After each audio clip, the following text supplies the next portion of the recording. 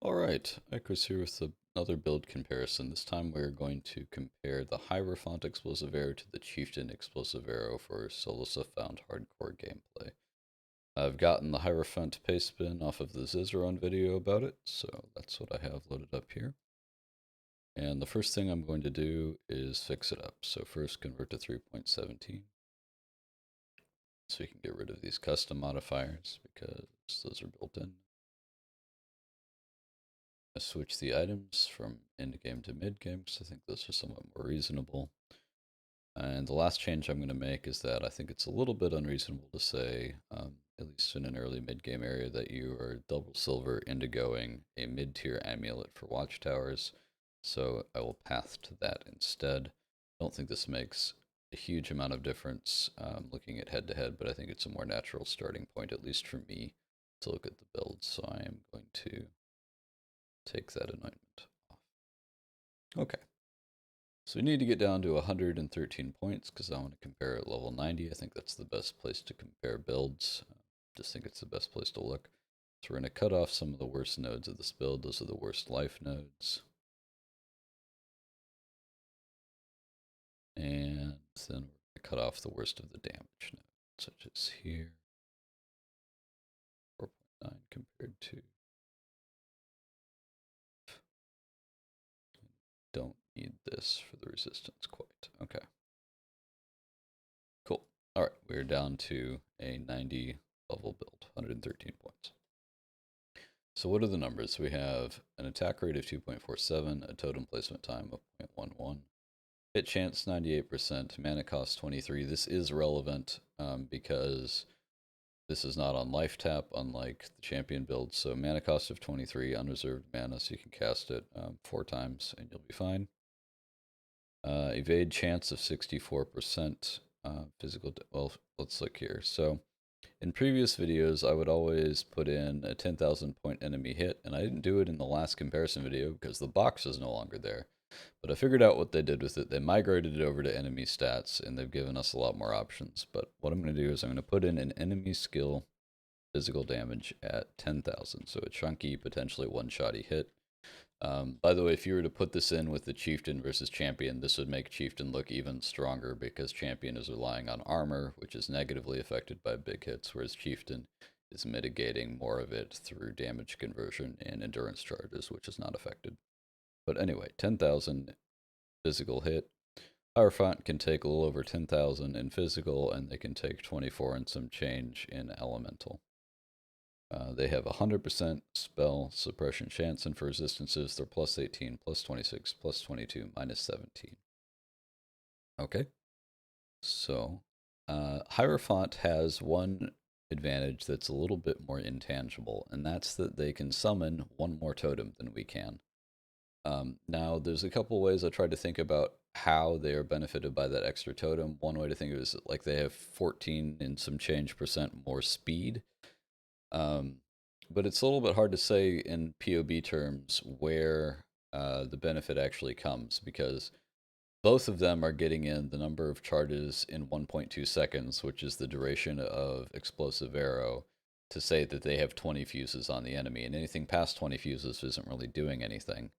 However, in real world terms, there's going to be some percentage of the time where Hierophant has gotten that 20 fuses, whereas Chieftain did not, because they didn't have as many totems and they didn't have as much totem placement speed. So the best way that I decided to figure that, and I think this is more than fair to the Hierophant, is for the Chieftain, I've said 10% less damage. And what I'm saying there is that some percentage of the time, the Chieftain is only getting 18 fuses on, where the Hierophant is getting 20. So you can see this is affecting it 16 of 1.6 million. If I comment it out, we go up a bit. I think that's a fair way to do it. If you think that that's not quite right, you can let me know, but that's what made the most sense to me. So I think that's the last of the stats I wanted to look at for Heirophant. Yeah, okay. So, Chieftain.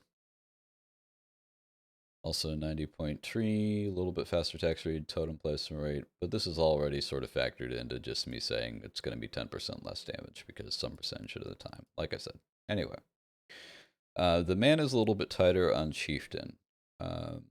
So mana cost is 23, but unreserved mana is only 47. You can fix that with an enduring flask, but if we want to say that we're better on the tree in this regard, we can cut these 2 life nodes here and add in Righteous Decree and even this out. That takes the mana cost down to 20 and the unreserved mana 92. So you can cast it 4 times without an issue. And if you look at the damage calculations, this is clearly has the guard skill on. Let me turn that off. We'd still be ahead of Heirophant, even if we're not taking these life nodes. I think it's more natural to take the life nodes. That's going to be the tree that I present. But if you're worried about mana, all you have to do is switch those 2, and losing this life does not put Chieftain behind in that metric. We have an evade chance of 60, whereas they have an evade chance of 64%, so a little bit worse. Then we look at the most important numbers, I think, and that's the hits we can take. And just to be clear, this is also a 10,000 physical damage hit. So the Chieftain can take 14,500 in physical and 28,000 in elemental, down to 26,700 in fire. That's because I didn't take here. It's a little bit less important to Chieftain on fire because they can't be ignited, and fire damage usually doesn't hit quite as hard as lightning anyway. A lot of the endgame bosses do lightning and cold. Although with the new Searing Arc, fire may also be important. But in any case, even on fire, Chieftain is ahead for the damage taken. Oh, I forgot to look at life regen. So Chieftain is at 721. Heirophant is surprisingly high, but it's not quite as high as Chieftain at 66.4. The reason that Heirophant has as much as it does is it has 1% for each totem, which is kind of cool. That wasn't a line that I realized was there until I did the comparison. But in any case, Chieftain's still better on life regen, as you would expect. Our spell suppression is also 100%, and we prevent a bit more of the spell damage. To me, the comparison's extremely clear. We still have a lot of space even to mess around with the gear on Chieftain, which wasn't necessary to do. Chieftain, I think, is just better in almost every metric than Hierophant here. To me, Chieftain and Champion are definitely the premier builds for hardcore solo still found, and Hierophant is significantly worse than either of them. It's not that it won't be a good build. Explosive Arrow is a very strong skill. Hierophant is a reasonable choice for it, but it's one of these builds where it's clearly being carried by the skill to me.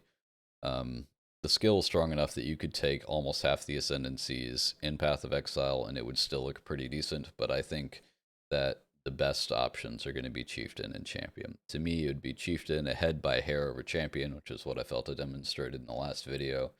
But I think you could make an argument for Champion as well. But Hierophant I don't think is quite there. I would choose Chieftain or Champion over it every time. Anyway, that's if there's something you don't feel that I took into account, let me know in the comments. Let me know what you think. This is Iquus out. I will see you in the next one.